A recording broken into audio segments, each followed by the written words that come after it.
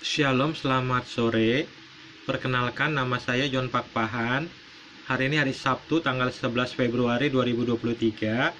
Pada sore hari ini, saya akan bicara dengan tema Raja-Raja Israel setelah Nabi Isa Al-Masih alaihissalam. Saya ulangi, pada hari ini, saya akan bicara dengan tema Raja-Raja Israel setelah Nabi Isa Al-Masih alaihissalam. Mari kita mulai. Raja-Raja Israel setelah Nabi Isa Al-Masih alaihissalam. Hadis Sunan An-Nasai, tafsiran siapa yang tidak berhukum dengan apa yang Allah turunkan. Hadis Sunan An-Nasai nomor 5305, Kitab Adab Hakim, tafsiran siapa yang tidak berhukum dengan apa yang Allah turunkan. Telah mengabarkan kepada kami Al-Husain bin Huraits, ia berkata, telah memberitakan kepada kami Al-Fadal bin Musa dari Sufyan bin Said dari Atta bin As-Said dari Said bin Jubair dari Ibnu Abbas. Ia berkata, raja-raja setelah Nabi Isa Al-Masih bin Maryam alaihissalam salatu wassalam mengubah kitab Taurat dan Injil.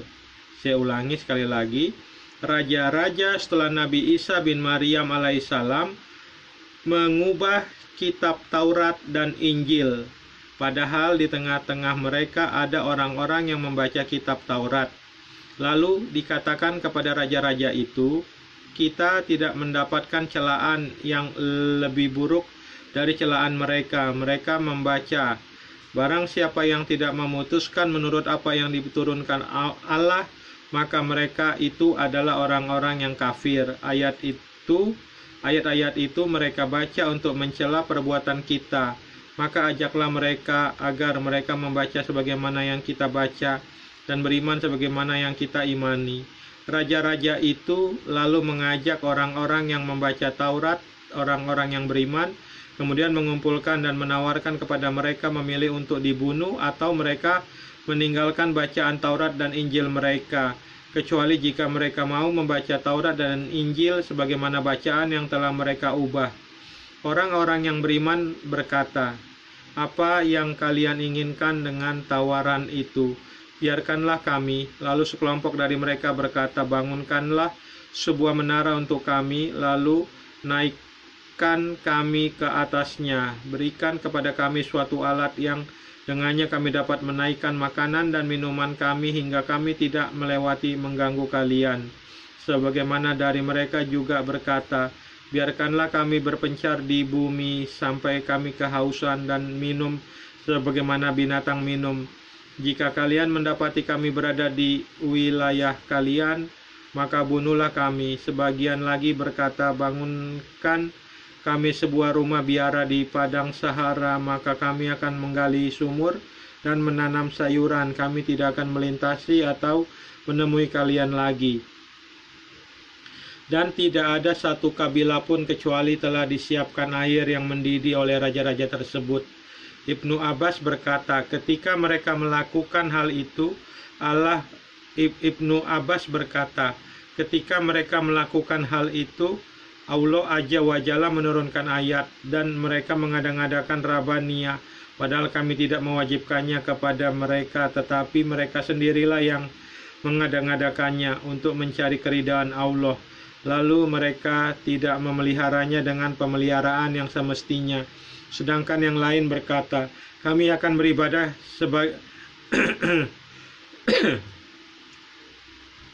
Sedangkan yang lain berkata, kami akan beribadah sebagaimana fulan beribadah.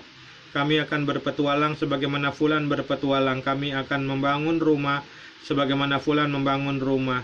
Mereka tetap dalam kemusyrikan dan mereka tidak mempunyai pengetahuan tentang keimanan orang-orang yang mereka jadikan tauladan. Ketika Allah mengutus Nabi SAW, mereka orang-orang yang beriman tidak tersisa kecuali hanya sedikit saja. Seorang laki-laki akan turun dari tempat peribadatannya, para petualang akan datang dari tempat petualangannya, pemilik rumah biara akan keluar dari dalam rumahnya, lalu mereka akan beriman dan membenarkan kenabiannya Muhammad Allah tabaraka wa ta'ala lalu berfirman, "Hai orang-orang yang beriman kepada para rasul, bertakwalah kepada Allah dan berimanlah kepada Rasul-Nya. Niscaya Allah memberikan rahmat-Nya kepadamu dua bagian kebaikan itu adalah keimanan mereka kepada Isa, Taurat dan Injil, serta keimanan mereka kepada Muhammad SAW dan pembenaran mereka kepadanya." Ibnu Abbas melanjutkan, Allah menjadikan cahaya bagi mereka, dengannya mereka dapat mengamalkan Al-Quran dan mengikuti sunnah Nabi SAW. Selanjutnya Allah berfirman, kami terangkan yang demikian itu supaya ahli kitab mengetahui mereka menyerupai kalian bahwa mereka tiada mendapat sedikit pun. Ini keterangan dari saya tentang hadis tersebut. Ini keterangan dari saya John Pak Pahan tentang hadis tersebut. Keterangan dari John Pak Pahan telah mengabarkan kepada kami Al-Husain bin Huraits. Ia berkata, telah memberitakan kepada kami Al-Fadal bin Musa dari Sufyan bin Said dari Atta bin As-Saib dari Said bin Jubair dari Ibnu Abbas. Ia berkata, raja-raja setelah Nabi Isa bin Maryam alaihissalam mengubah kitab Taurat dan Injil, padahal di tengah-tengah mereka ada orang-orang yang membaca kitab Taurat. Ini adalah bukti nyata kebohongan dan dusta besar. Hadis Sunan An-Nasai nomor 3505 Kitab Adab Hakim. Karena setelah Nabi Isa Al-Masih alaihissalam tidak ada lagi raja-raja Israel yang memerintah di Israel, karena Yerusalem sudah dihancurkan oleh Romawi pada tahun 70 Masehi. Saya ulangi sekali lagi, karena ini sangat penting, saya ulangi sekali lagi. Ini adalah bukti nyata kebohongan dan dusta besar. Hadis Sunan An-Nasai nomor 3505 Kitab Adab Hakim. Karena setelah Nabi Isa Al-Masih alaihissalam tidak ada lagi raja-raja Israel yang memerintah di Israel, karena Yerusalem sudah dihancurkan oleh Romawi pada tahun 70 Masehi. Saya ulangi sekali lagi karena ini sangat penting. Ini adalah bukti nyata kebohongan dan dusta besar. Hadis Sunan An-Nasai nomor 3505 Kitab Adab Hakim. Karena setelah Nabi Isa Al-Masih alaihissalam tidak ada lagi raja-raja Israel yang memerintah di Israel, karena Yerusalem sudah dihancurkan oleh Romawi pada tahun 70 Masehi. Kehancuran Yerusalem. Yesus mengatakan apa yang akhirnya akan terjadi pada Yerusalem. Ini merupakan berita yang sebenarnya telah dinubuatkan oleh Allah sejak zaman Daniel, dan sekarang ketika kesudahan Yerusalem sudah semakin dekat, Yesus Kristus memperingatkan mereka untuk terakhir kalinya. Keengganan mereka mendengar Yesus membuat kehancurannya akan segera tiba. Maka jika sang pembinasa telah tiba untuk menghancurkan bait suci, Daniel 9 ayat 27, Daniel 11 ayat 31, Daniel 12 ayat 11, inilah tandanya Yerusalem akan mengalami kesudahannya. Penganiayaan yang sangat berat akan menimpa Yerusalem untuk terakhir kalinya sebagai kota utama dari umat Tuhan. Mengapa terakhir kalinya? Karena kehancuran Yerusalem pada tahun 70 Masehi adalah tanda berakhirnya mereka menjadi kota utama dari umat Tuhan. Saya ulangi sekali lagi. Karena kehancuran Yerusalem pada tahun 70 Masehi adalah tanda berakhirnya mereka menjadi umat utama dari umat Tuhan. Kehancuran tahun 70 Masehi menandai berakhirnya Yerusalem sehingga pemulihannya yang menakjubkan, yaitu ketika Tuhan memperbaiki dia dari surga. Ya, Wahyu 21 ayat 10.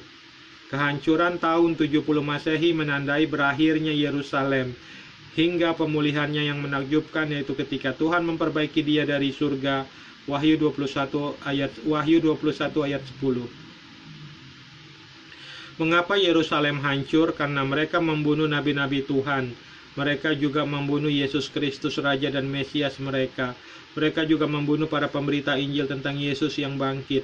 Ketika mereka menolak pemberitaan para rasul, maka mereka harus hancur. Tetapi orang-orang percaya, yaitu gereja yang berdiri di atas pengorbanan Kristus di kayu salib, mereka juga terkena akibatnya, sama seperti orang-orang benar ikut menderita ketika Israel dan Yehuda dihancurkan dan dibuang oleh bangsa-bangsa Asyur dan Babel. Demikian juga orang-orang Kristen, termasuk yang mengalami kesulitan besar ketika Yerusalem dihancurkan. Ketika itu terjadi, Yesus mengingatkan mereka untuk meninggalkan Yerusalem. Yerusalem tidak lagi menjadi pusat dari umat Tuhan. Mereka harus menyebar ke seluruh dunia. Yerusalem setelah kehancurannya di tahun 70 Masehi, Yerusalem setelah kehancurannya di tahun 70 Masehi akan menjadi kota biasa sama seperti kota-kota lain di dunia. Demikian juga bait suci setelah kehancuran tahun 70 Masehi ini. Bait suci bukan lagi bangunan tetapi tubuh Kristus. Orang-orang percaya menjadi bait suci karena sudah digabungkan dengan sang. Orang-orang percaya menjadi bait suci karena sudah digabungkan dengan sang bait Allah sejati, yaitu Kristus, yang walaupun dirombak oleh manusia tetapi didirikan kembali dengan kuasa Allah pada hari yang ketiga.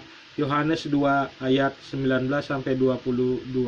Yohanes 2 ayat 19 sampai 22. Jadi setelah Nabi Isa Al-Masih alaihissalam, tidak ada lagi raja-raja yang memerintah di Yerusalem. Setelah Nabi Isa Al-Masih alaihissalam, tidak ada lagi raja-raja yang memerintah di Israel. Jadi, perkataan hadis Sunan An-Nasai nomor 3505, Kitab Adab Hakim, adalah bohong dan dusta besar belaka. Terima kasih. Shalom, Tuhan Yesus Kristus memberkati. Dadah.